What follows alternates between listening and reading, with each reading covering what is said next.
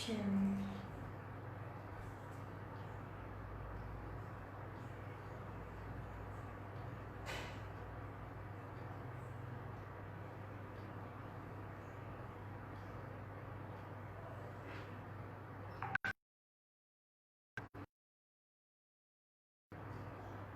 Oke, teman-teman, sudah ada yang nonton?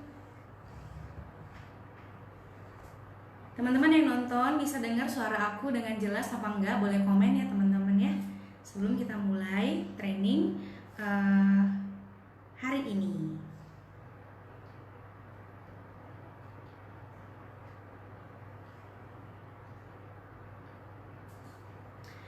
Oke, udah ada yang nonton, jadi langsung aja ya teman-teman. Waktunya juga terbatas, hanya 15 menit. Jadi aku akan menjelaskan secara padat ya teman-teman ya. Oke teman-teman, semangat pagi semuanya. Semangat pagi. Teman-teman, perkenalin terlebih dahulu, nama aku Azaria Theodora. Yang biasa manggil aku Mam K atau Mama Keila. Kebetulan status aku sebagai ibu rumah tangga dan punya satu orang putri namanya Keila. Dan saat ini aku sedang mengandung anak kedua teman-teman. Doain sehat-sehat semuanya, buat kita semua juga sehat-sehat.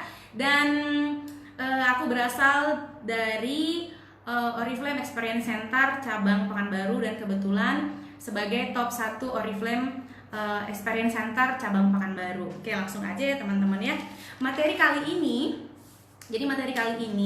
training maraton kali ini adalah kita akan membahas bagaimana cara membina tim. Teman-teman di sini ada yang bingung gak sih kira-kira gimana pertumbuhan bisnisnya di Oriflame itu tersendat gara-gara bingung cara gimana membina tim supaya timnya mandiri gitu kan teman-teman? Ada nggak kira-kira di sini yang masih bingung-bingung, nggak tahu mau harus gimana gitu, resepnya apa, tipsnya apa? Mungkin training pada hari ini bisa membantu teman-teman setidaknya untuk mempraktekkan atau meng-create lagi ya teman-teman ke jaringannya teman-teman sekalian. Oke, lanjut ya teman-teman ya. Aku mau sedikit cerita nih sebelum masuk ke tips dari aku, tips bagaimana membangun ataupun membentuk tim yang mandiri ya. Jadi aku mau cerita sedikit pengalaman aku pribadi. Jadi teman-teman, kurang lebih 2 tahun yang lalu di tahun 2017 akhir Desember 2017 kami sekeluarga itu mengalami cobaan. Jadi cobaannya adalah kami harus memutuskan anak kami dan kami bawa itu untuk suatu tindakan yang besar, tindakan medis. Jadi anak kami ini ya teman-teman ya harus dioperasi dan karena operasi itu jadinya selama 4 bulan berturut-turut dari bulan Desember 2017, Januari 2018, Februari sampai Maret 2018 itu benar-benar kita itu cuma ada di rumah sakit, nggak balik-balik gitu loh teman-teman. Paling kalau balik abis siap operasi balik lagi ke rumah sakit, seperti itu ya teman-teman ya. Nggak kebayang sama sekali akan di posisi seperti itu. Jadi yang mau aku ceritakan bukan kondisi anak aku ya teman-teman, tapi yang mau aku ceritakan di sini adalah saat aku nggak pegang tim yang saat itu aku udah ngerjakan Oriflame 1 tahunan, 1,5 tahun dan sedang menjalani kualifikasi Gold Director dan kualifikasi Senior Gold Director. Saat itu kayak suatu tantangan yang besar banget. Kita di rumah sakit harus perhatikan anak, tapi gimana ya biar kerjaan ini bisa dikerjakan kayak biasanya? Pasti sulit kan teman-teman, tapi itulah luar biasanya dan cocok banget sama materi kali ini yang aku dapat 4 bulan berturut-turut. Teman-teman bisa lihat ya pengalaman aku itu di Instagram, aku sering buat juga cerita-ceritanya ada. Pengalaman aku saat kondisi buruk sekalipun gitu ya teman-teman, kondisi buruk di sana aku dapetin leaders driver, lulus leaders driver 40 juta, lulus leaders driver 25 juta, bahkan kualifikasi gold directorku lolos sah jadi gold director, dapat cash award 14 juta, kemudian sah menjadi senior gold director, cash awardnya 21 juta. Bahkan saat aku nggak megang tim, aku dipantaskan untuk open sapphire director saat itu. Karena kalau secara logika tuh mikirnya kok bisa sih ya teman-teman ya. Jadi selain karena kemurahan Tuhan, lewat Oriflame ini sebagai perpanjangan tangan Tuhan rezeki kami ya teman-teman, tapi ada hal lain, yaitu hal lain yang sudah aku pupuk dulu teman-teman sejak gabung Oriflame pertama sekali, yaitu memantaskan diri untuk membentuk tim yang mandiri ya gitu ya teman-teman. Jadi walaupun kita nggak pegang timnya, tapi karena timnya udah mandiri, mereka tahu mau mengerjakan seperti apa gitu ya. Oke, langsung aja teman-teman, langsung aja sebenarnya tipsnya apa sih gitu ya. Jadi tipsnya itu yang pertama, aku sampai nyatet loh karena ini harus buru-buru kan.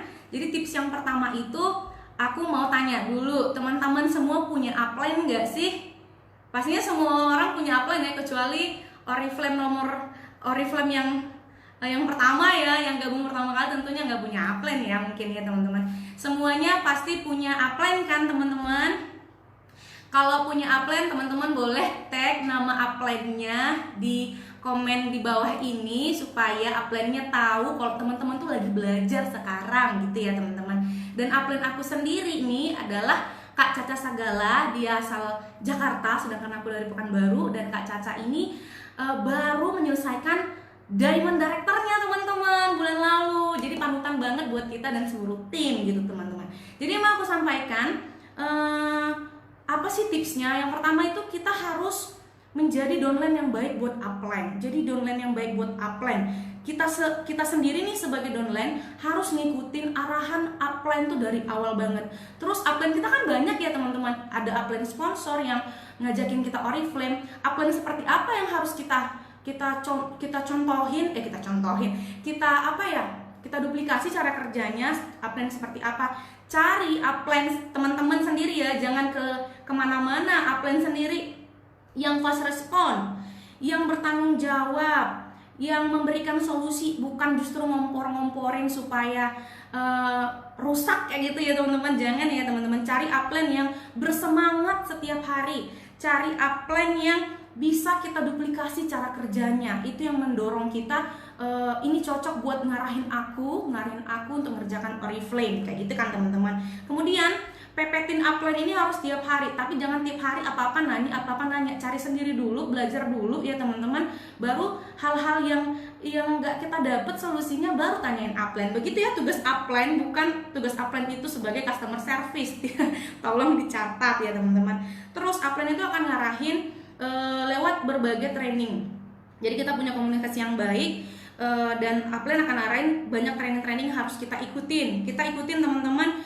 Salah satunya basicnya lah Tupo, Rekrut, Bina, kita wajib bisa gitu ya teman-teman. Kita pantasin diri kalau kita ini akan menjadi calon split outnya upline kita, harus seperti itu. Jadi memantaskan diri sejak awal.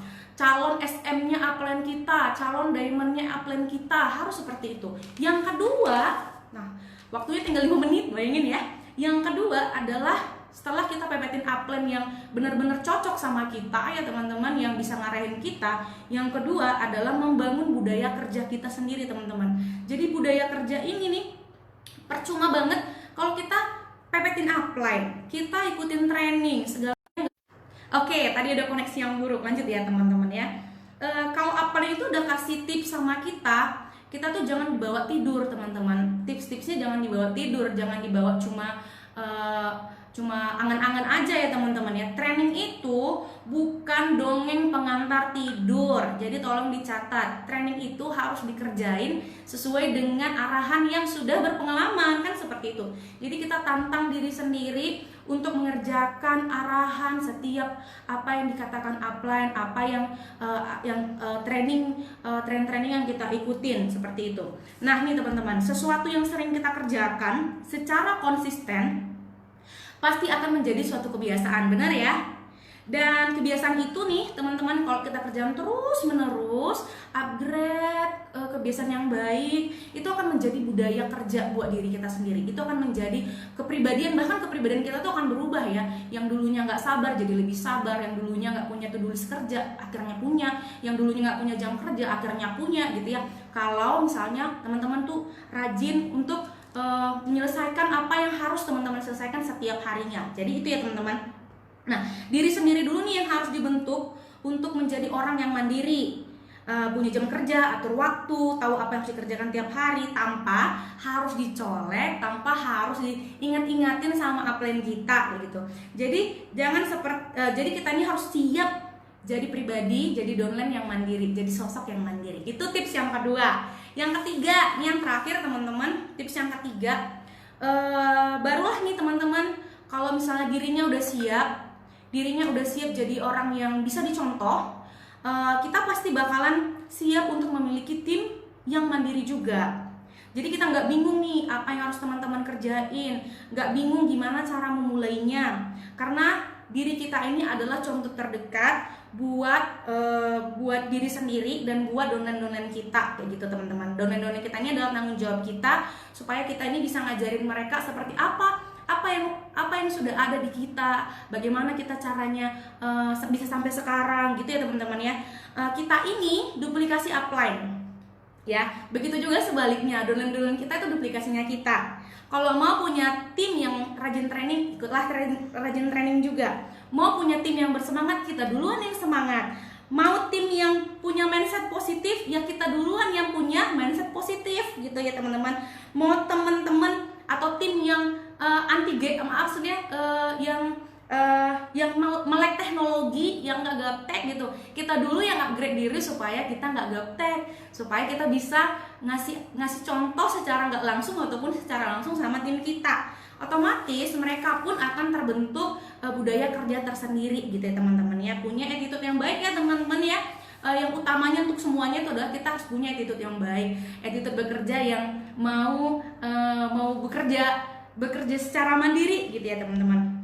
Jadi balik lagi nih, sesuai dengan cerita aku tadi, karena 1,5 tahun itu aku sudah membentuk budaya kerja sendiri dan membentuk tim-timku yang benar-benar mandiri. Aku makasih dulu ya teman-teman buat seluruh tim yang ada di jaringan aku, yang mau diajarin, yang mau terus konsisten sama aku sampai sekarang. Terima kasih teman-teman, karena dulunya aku ingat banget gimana aku nggak bisa megang tim, tapi teman-teman semua itu bisa kerja sendiri, bahkan bisa mencetak prestasi sendiri tanpa harus dibina lagi saat itu gitu teman-teman. Nah, 1 menit lagi nih ya, 1 menit lagi menutup training pada siang hari ini. Sesuatu yang besar untuk itu semua ya, sesuatu yang besar tidak akan didapat secara instan. Jadi teman-teman itu harus butuh yang namanya kesabaran, butuh yang namanya tuh kayak waktu ya, menghargai waktu, butuh yang namanya kita tuh konsisten, cinta sama pekerjaan kita. Dan teman-teman jangan sekalipun untuk mundur ya teman-teman, jangan sekalipun teman-teman itu untuk mundur, karena kalau teman-teman itu mundur, teman-teman tuh bakalan nggak bisa menyelesaikan garis akhir teman-teman, garis akhir dimana teman-teman itu mau mewujudkan impian teman-teman, impian keluarga, impian anak, impian keluarga terdekat keliling kita, seperti itu ya teman-teman. So teman-teman semuanya, semoga training pada siang hari ini bisa bermanfaat buat teman-teman. Teman-teman harus semangat, go SM buat semuanya, go Diamond dan go Eksekutif serta go Presiden. Dadah, thank you.